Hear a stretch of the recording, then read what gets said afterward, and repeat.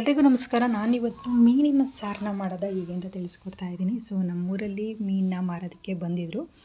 ಈ ಥರ ತಗೊಂಡು ಮಾಡೋದ್ರಿಂದ ತುಂಬ ಅದ್ಭುತವಾಗಿರುತ್ತೆ. ಯಾವುದೇ ಥರ ಐಸಲ್ಲಿ ಇಡೋದಿಲ್ಲ ಅಥವಾ ಜಾಸ್ತಿ ದಿನ ಸ್ಟೋರೇಜ್ ಮಾಡಿ ಕೂಡ ಇಟ್ಟಿರೋದಿಲ್ಲ. ಅವತ್ತು ತಾನೇ ತೊಗೊಂಬಂದಿರ್ತಾರೆ. ಈ ಒಂದು ಮೀನಲ್ಲಿ ಮಾಡಿದ್ರೆ ತುಂಬಾ ರುಚಿಯಾಗಿ ಬರುತ್ತೆ ಸಾಂಬಾರು. ನಾನಿವತ್ತು 2 kg ಮೀನನ್ನ ತೊಗೊಳ್ಳೋಣ ಅಂತ ತೊಗೊತಾ ಇದ್ದೆ. ಬಟ್ ಇಲ್ಲಿ ಏನು ಅಂದರೆ ಹಳ್ಳಿ ಕಡೆ ತೊಗೊಂಡ್ರೆ ನಾವೇ ಕ್ಲೀನ್ ಮಾಡ್ಕೋಬೇಕಾಗುತ್ತೆ. ಕ್ಲೀನ್ ಮಾಡುವಂತಹ ಒಂದು ಆಪ್ಷನ್ಸು ಇಲ್ಲಿ ಸಿಗೋದಿಲ್ಲ. ಸೊ ಇಲ್ಲಿ ಮೀನನ್ನ ತೊಗೊತಾ ಇದ್ದೆ. ಹಳ್ಳಿ ಕಡೆ ಅಷ್ಟೇ ರೇಟೆಲ್ಲ ನಮಗೆ ಸಿಟಿನಲ್ಲಿ ಇರೋದಕ್ಕಿಂತ ಪರವಾಗಿಲ್ಲ. ಇವತ್ತು ನಾನು ಜಿಲೇಬಿ ಮೀನನ್ನ ತೊಗೊತಾ ಇದ್ದೆ. ಸೊ ಇವಾಗ 2 kg ಮೀನು ನೀವು ನೋಡ್ತಾ ಇದ್ದೀರಲ್ಲ, ಇದನ್ನು ತೊಗೊಂಡಿದ್ದೀನಿ.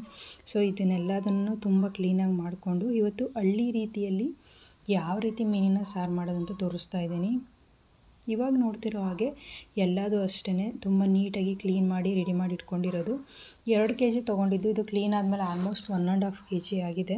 ಸೊ ಇದಕ್ಕೆ ಸಾಲ್ಟ್ ಆಗಿರ್ಬೋದು, ಹಿಟ್ಟಾಗಿರ್ಬೋದು, ಹಳ್ಳೆಣ್ಣೆ ಇದೆಲ್ಲದನ್ನು ಯೂಸ್ ಮಾಡಿಕೊಂಡು ನೀಟಾಗಿ ವಾಶ್ ಮಾಡಿ ಇಟ್ಕೊಂಡಿರೋದು. ಸೊ ನೋಡೋಣ ಬನ್ನಿ ಈಗ ಯಾವ ರೀತಿ ಮಸಾಲೆ ಮಾಡ್ಕೊಳ್ಳೋಣ ಅಂತ. ಹಳ್ಳಿ ರೀತಿ ಮೀನಿನ ಸಾಂಬಾರಿಗೆ ಹಳ್ಳಿ ಕಡೆ ಮಾಡೋದು ತುಂಬ ಚೆನ್ನಾಗಿರುತ್ತೆ. ಯಾವುದೇ ಥರ ಜಾಸ್ತಿ ಮಸಾಲೆನ ಅವರು ಯೂಸ್ ಮಾಡೋದಿಲ್ಲ. ಸೊ ನಾನಿಲ್ಲಿ ಚಿಕ್ಕದಾಗಿರುವಂತಹ ಮೀಡಿಯಮ್ ಸೈಜ್ದು 2 ಈರುಳ್ಳಿನ ತೊಗೊಂಡು ಈಗ ಹೆಚ್ಚಿಟ್ಕೊಂಡಿದ್ದೀನಿ. ಇದ್ರ ಜೊತೆಗೆ ಸ್ವಲ್ಪ ಕೊತ್ತಂಬರಿ ಸೊಪ್ಪು, 1.5 ಇಂಚು ಶುಂಠಿ ಆಗಿರ್ಬೋದು, ಮತ್ತು 2 ಗೆಡ್ಡೆ ಬೆಳ್ಳುಳ್ಳಿ ತೊಗೊಂಡಿದ್ದೀನಿ. ಚಿಕ್ಕದಾಗಿರುವಂತಹ ಒಂದು 2.5 ಇಂಚ್ ಚಕ್ಕೆ, 3 ಲವಂಗ ಮತ್ತು ಇಷ್ಟು ಮೆಣಸನ್ನು ನಾನಿಲ್ಲಿ ತೊಗೊಂಡಿದ್ದೀನಿ. ಸೊ ಇಷ್ಟು ಮಸಾಲೆನ ಒಂದು ಸೈಡು ಅಂದರೆ ಒಂದು ಮಸಾಲೆಯಾಗಿ ಎಲ್ಲದನ್ನು ಸೇರಿಸಿ ಗ್ರೈಂಡ್ ಮಾಡ್ಕೋಬೇಕಾಗುತ್ತೆ. ತುಂಬ ಚೆನ್ನಾಗಿ ಸಣ್ಣದಾಗಿ ಮಾಡ್ಕೋಬೇಕಾಗುತ್ತೆ. ಸೊ ಈ ರೀತಿ ಚಿಕ್ಕದಾಗಿ ನಾವು ಈ ಮಸಾಲೆನ ಮಾಡೋದ್ರಿಂದ ತುಂಬ ರುಚಿಯಾಗಿಯೂ ಕೂಡ ಸಾಂಬಾರು ಬರುತ್ತೆ. ಕೆಲವರು ಮೀನಿನ ಸಾಂಬಾರನ್ನ ಡಿಫ್ರೆಂಟಾಗಿ ಒಬ್ಬರು ಒಂದೊಂದು ರೀತಿ ಮಾಡ್ತಾರೆ. ಸೊ ಇದು ಒಂದು ಹಳ್ಳಿ ರೀತಿಯೇ ಒಳ್ಳೆ ಟೇಸ್ಟ್ ಕೂಡ ಕೊಡುತ್ತೆ. ಸೊ ಇಲ್ಲಿ ಮೊದಲನೇದಾಗಿ ಈರುಳ್ಳಿ, ಒಂದು ಶುಂಠಿ ಬೆಳ್ಳುಳ್ಳಿದು ಏನು ನಾವು ಮಟನ್ ಸಾಂಬಾರು ಮಾಡ್ತೀವಲ್ಲ ಅದೇ ರೀತಿ ಮಾಡಿಕೊಂಡ್ರೆ ತುಂಬ ಅದ್ಭುತವಾಗಿ ಇದೆಲ್ಲದನ್ನು ಫ್ರೈ ಆಗೋದ್ರಿಂದ ತುಂಬ ಚೆನ್ನಾಗಿರುತ್ತೆ ಟೇಸ್ಟು. ಒಬ್ಬೊಬ್ಬರು ಮೀನಿನ ಸಾಂಬಾರನ್ನ ಅಂದರೆ ಅದರಲ್ಲಿರೋಂತಹ ಮೀನನ್ನ ತಿಂತಾರೆ, ಸಾಂಬಾರು ತಿನ್ನೋದಕ್ಕೆ ಇಷ್ಟಪಡೋದಿಲ್ಲ. ಅಂಥವ್ರೂ ಕೂಡ ಇಷ್ಟಪಟ್ಟು ತಿಂತೀರಾ. ಈಗೊಮ್ಮೆ ಮಾಡಿ ನೋಡಿ. ನಾನಿಲ್ಲಿ ಸ್ವಲ್ಪ ಅರಿಶಿನ ಸೇರಿಸ್ಕೊಂಡು ಇವಾಗ ನಿಮಗೆ ತೋರಿಸ್ತಾ ಇರೋ ಹಾಗೆ ತುಂಬ ಸಣ್ಣದಾಗಿ ನಾನಿಲ್ಲಿ ರುಬ್ಕೊಂಡಿದ್ದೀನಿ. ಇವಾಗ ಮತ್ತೊಂದು ಮಸಾಲೆನ ರೆಡಿ ಮಾಡ್ಕೊಳ್ಳೋಣ. ಇಲ್ಲಿ 7ರಿಂದ 8 ಟೇಬಲ್ ಸ್ಪೂನ್ ತೆಂಗಿನಕಾಯಿ, ಹಾಗೆ ಮೀಡಿಯಮ್ ಸೈಜ್ ಗಾತ್ರದಷ್ಟು 2 ಟೊಮೊಟೊ, ಸ್ವಲ್ಪ ಕಡಲೆನ ತೊಗೊಂಡಿದ್ದೀನಿ. ಕಡಲೆ ಸ್ವಲ್ಪ ತಿಕ್ನೆಸ್ ಬೇಕಲ್ವ ಈ ಒಂದು ಸಾಂಬಾರಿಗೆ, ಅದಕ್ಕೋಸ್ಕರ. ಇವಾಗ ಖಾರದ ಪುಡಿ 2 ಟೇಬಲ್ ಸ್ಪೂನು ಸೇರಿಸ್ಕೊಂಡು 3 ಟೇಬಲ್ ಸ್ಪೂನ್ ಧನಿಯಾ ಪೌಡ್ರನ್ನ ನಾನಿಲ್ಲಿ ಸೇರಿಸ್ಕೊತಿದ್ದೀನಿ. ಸಾಂಬಾರು ಜಾಸ್ತಿ ಬೇಕು ಅಂದರೆ ನೀವು 4 ಟೇಬಲ್ ಸ್ಪೂನ್ನ ಸೇರಿಸ್ಕೊಂಡ್ರೆ ಸಾಕಾಗುತ್ತೆ. ಜಾಸ್ತಿ ಮಸಾಲೆ ಇದ್ದರೆ ಚೆನ್ನಾಗಿರೋದಿಲ್ಲ ಮೀನು ಸಾಂಬಾರಿಗೆ, ಅದಕ್ಕೆ ಸ್ವಲ್ಪ ನೋಡ್ಕೊಂಡು ಹಾಕ್ಕೊಳ್ಳಿ. ಇದಾದ ನಂತರ ತುಂಬಾ ಇಂಪಾರ್ಟೆಂಟ್ ಟೇಸ್ಟ್ ಸಿಗೋದು ಹುಣಸೆಹಣ್ಣು. ಸೊ ಇಲ್ಲಿ ಚಿಕ್ಕದಾಗಿರುವಂತಹ ನಿಂಬೆಹಣ್ಣು ಗಾತ್ರದಷ್ಟು 2 ನಿಂಬೆಹಣ್ಣು ಗಾತ್ರದಷ್ಟು ಹುಣಸೆಹಣ್ಣು ಸೇರಿಸ್ಕೊಂಡು ಸ್ವಲ್ಪ ನೀರು ಸೇರಿಸ್ಕೊಂಡು ಚೆನ್ನಾಗಿ ತುಂಬ ಸಣ್ಣದಾಗಿ ಈ ರೀತಿ ಪೇಸ್ಟ್ ಮಾಡಬೇಕಾಗುತ್ತೆ. ಇದು ಅಷ್ಟೇ ತುಂಬಾ ಇಂಪಾರ್ಟೆಂಟು. ಇವಾಗ ಇಲ್ಲಿ ಇದನ್ನ ಎಲ್ಲದನ್ನು ಫ್ರೈ ಮಾಡಿಕೊಂಡು ಒಗ್ಗರಣೆ ಮಾಡ್ಕೊಳ್ಳೋಣ. ಒಂದು ಪಾತ್ರೆನ ತೊಗೊಂಡು ನಾನಿಲ್ಲಿ ಸ್ವಲ್ಪ ಎಣ್ಣೆನ ಸೇರಿಸ್ತಾ ಇದ್ದೀನಿ. ಒಂದು 3 ಟೇಬಲ್ ಸ್ಪೂನ್ ಎಣ್ಣೆನ ನಾನಿಲ್ಲಿ ಸೇರಿಸ್ತಾ ಇದ್ದೀನಿ. ಯಾಕೆಂದರೆ ಫಿಶಲ್ಲಿ ಅಷ್ಟು ಒಂದು ಫ್ಯಾಟ್ ಇರೋದಿಲ್ಲ ಅಲ್ವಾ. ಸೊ ಅದಕ್ಕೋಸ್ಕರ 3 ಟೇಬಲ್ ಸ್ಪೂನ್ ಎಣ್ಣೆನ ನಾನಿಲ್ಲಿ ಸೇರಿಸ್ಕೊತಾ ಇದ್ದೀನಿ. ಇದಾದ ನಂತರ ಮೊದಲನೇದಾಗಿ ನಾವು ಏನು ಪೇಸ್ಟ್ ಮಾಡಿಟ್ಕೊಂಡಿಲ್ವ ಈರುಳ್ಳಿ ಮಸಾಲೆ, ಅದನ್ನು ನಾವಿಲ್ಲಿ ಸೇರಿಸ್ಕೋಬೇಕಾಗುತ್ತೆ. ಸೊ ಈ ರೀತಿ ನಾವು ಸಪ್ರೇಟಾಗಿ ಗ್ರೈಂಡ್ ಮಾಡಿ ಮಾಡೋದ್ರಿಂದ ಸಾಂಬಾರು ತುಂಬಾ ಟೇಸ್ಟಿಯಾಗಿ ಬರುತ್ತೆ. ಅದಕ್ಕೋಸ್ಕರ ಸೇರಿಸಿದ್ದೀನಿ ನಾನಿಲ್ಲಿ.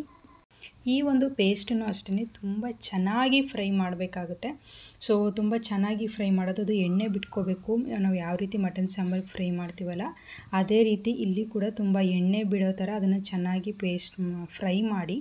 ಸೊ ಹಸಿ ವಾಸನೆ ಎಲ್ಲ ಹೋದ ನಂತರ ಮತ್ತೊಂದು ಏನು ಕಾಯಿ, ಧನಿಯಾ ಪುಡಿ, ಖಾರದ ಪುಡಿ ಎಲ್ಲ ಸೇರಿಸ್ಕೊಂಡಿದ್ವಲ್ಲ ಆ ಒಂದು ಮಸಾಲೆನೂ ಕೂಡ ಇದಕ್ಕೆ ಸೇರಿಸ್ಕೋಬೇಕಾಗುತ್ತೆ. ಇದು ಅಷ್ಟೇ ತುಂಬ ಚೆನ್ನಾಗಿ ನಾವು ಕುದಿಸ್ಬೇಕಾಗುತ್ತೆ. ಹಸಿ ಸ್ಮೆಲ್ ಹೋಗಬೇಕು, ಅಲ್ಲಿವರೆಗೂ ತುಂಬ ಚೆನ್ನಾಗಿ ನಾವು ಕುದಿಸ್ಬೇಕಾಗುತ್ತೆ. ಇದಾದ ನಂತರ ಸ್ವಲ್ಪ ಉಪ್ಪನ್ನು ನಾನಿಲ್ಲಿ ಸೇರಿಸ್ತಾ ಇದ್ದೀನಿ, ರುಚಿಗೆ ತಕ್ಕಷ್ಟು ಉಪ್ಪನ್ನು.